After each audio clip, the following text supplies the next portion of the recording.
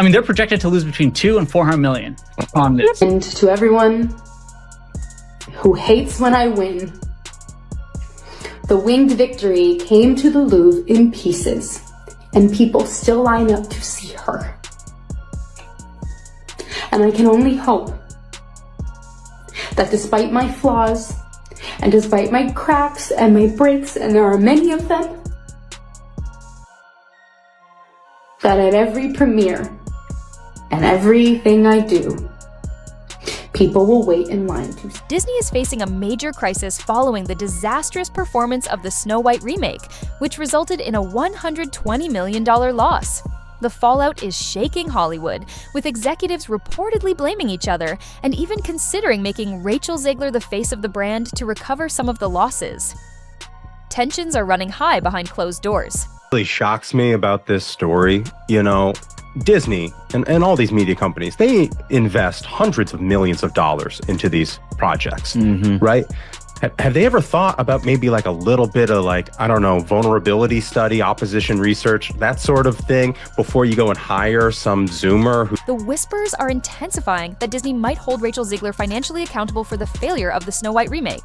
Insiders claim she's being blamed for damaging the brand, mishandling the film's PR, and sparking a backlash. This isn't just gossip. Multiple sources reveal that after the disastrous opening weekend, Disney executives held a tense emergency meeting. The discussion reportedly centered on Zegler's controversial interviews, where she criticized the original film, mocked its love story, and pushed a modernized agenda. The original cartoon came out in 1937, and very evidently so. There is a big focus on her love story with a guy who literally stalks her. Yeah. Weird. Super weird. So we didn't do that this time. So no Prince or a different kind of Prince? We have a different approach to what I'm sure a lot of people will assume is a love story just because, like, we cast a guy in the movie, Right. Andrew Burnap, great dude. It's really not about the love story at all, which is really, really wonderful. And whether or not she finds love along the way is anybody's guess until 2024. All of Andrew's scenes could get cut. Who knows? I'm going to stand there 18 hours in a dress of an iconic Disney princess. I deserve to be paid for every hour that it is streamed. Zegler's politically charged comments only alienated fans more, with many insiders claiming her actions weren't just PR missteps, they may have violated her contract. Legal teams are reportedly reviewing morality clauses and performance triggers in her deal. One insider described the meeting as filled with fury, with an executive reportedly shouting she torched a billion-dollar brand in under a year, and we paid her to do it. Others agreed, discussing the possibility of reclaiming bonuses, renegotiating contracts, or demanding a public apology. They had to hire a special media consultant for her to follow her around all the time and make sure she didn't continue shitting on Snow White and the Prince and young love and women who want to get married and Steven Spielberg, the executive producer of her previous movie, and white people who she claims wanted to know if she was really a Latina on her first. Things are getting even more complicated. While Rachel Zegler publicly apologizes and tries to retract her comments, some sources claim those apologies weren't even her own words. Insiders suggest Disney's PR team wrote parts of her statements, forcing her into damage control. If this is true, Zegler isn't just taking the blame. She's paying the price, both literally and figuratively. The fallout could be massive. If Disney recoups damages or restructures her contract, it may forever alter how studios handle talent and PR crises. Been in a full meltdown about this girl for a couple of years now, and how they had her tweet out like a little, "Yay, Snow White, can't wait, so excited, I love to play her." And she did it and got like millions of views, and they were like, "Good job, Rachel." And then she, like, minutes later, followed it up with, "And never forget, free Palestine." And isn't her co-star Jewish? Yes. Yes, Gal Gadot, whatever. Gadot. I mean, what? Yeah. Wow. They tried, they flew an executive, one of the producers, out to go visit personally with Rachel Zegler to say, "Could you please take that down? Because we understand you can have your political views, but those aren't really helpful while you're trying to build an audience for a movie. Maybe you could save them for like your diary and your friends, but like maybe not, maybe just take the tweet down." And let's take a step back. How did it all go wrong? Rachel Zegler reportedly didn't see this coming.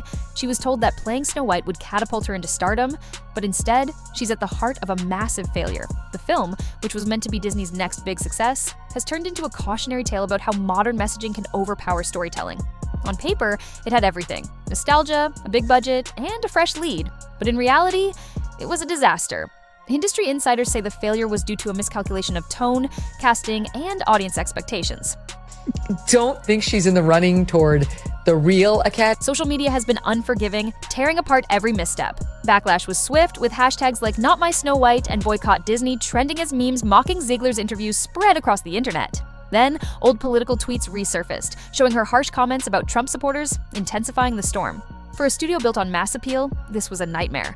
Snow White wasn't just a box office failure, it became a symbol in the culture war, driving a wedge between generations. Behind closed doors, Disney executives scrambled into damage control mode, scaling back red carpet events, limiting press appearances, and reportedly silencing Zegler to avoid further controversy. But by the time the opening weekend hit, it was a brutal blow. Where they actually took the dwarves out of the 7 dwarves? Yes, we have CGI dwarves now. Okay, yeah, because little people didn't need jobs either. Because Peter Dinklage wanted the whole field to himself. Went out there and was like, the ladder down behind this is him. insulting, Yeah. unless it's me.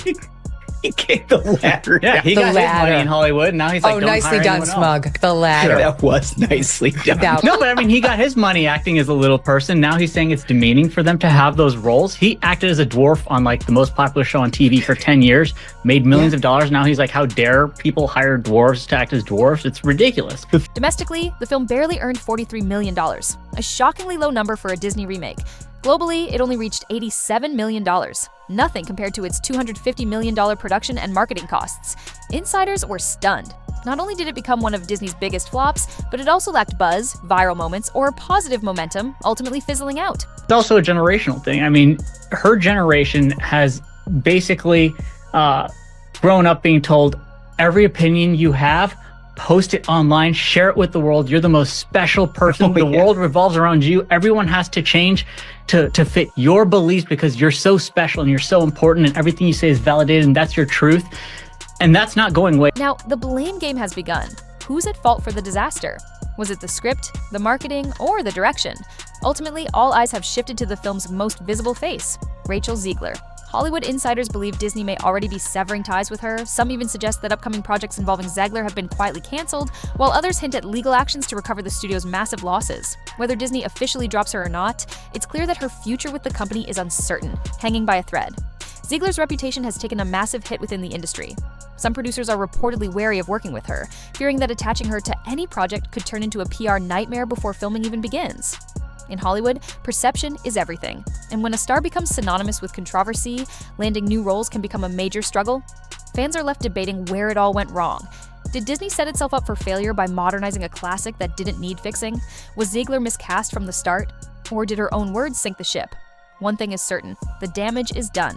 Audience scores have plummeted, critics have savaged the film, and Disney has gone into full retreat mode. Even Zegler's co-stars, like Martin Kove, who played Grumpy, have distanced themselves from the fiasco, suggesting in an interview that the controversy overshadowed what should have been a celebration. Now Zegler stands at a crossroads. She could step back, rebrand, and try to make a comeback, or she could double down. Though many believe that would only worsen the situation, one thing is certain. She's no longer Disney's next big thing. The Snow White debacle has become a cautionary tale for Hollywood. Mishandle your audience, your platform, and no amount of money or brand power can save you, not even Disney's magic. Can Zegler salvage her career, or has her Disney fairy tale come to an end? Drop your thoughts in the comments below, and don't forget to hit that subscribe button for more behind-the-scenes Hollywood drama. See you in the next one.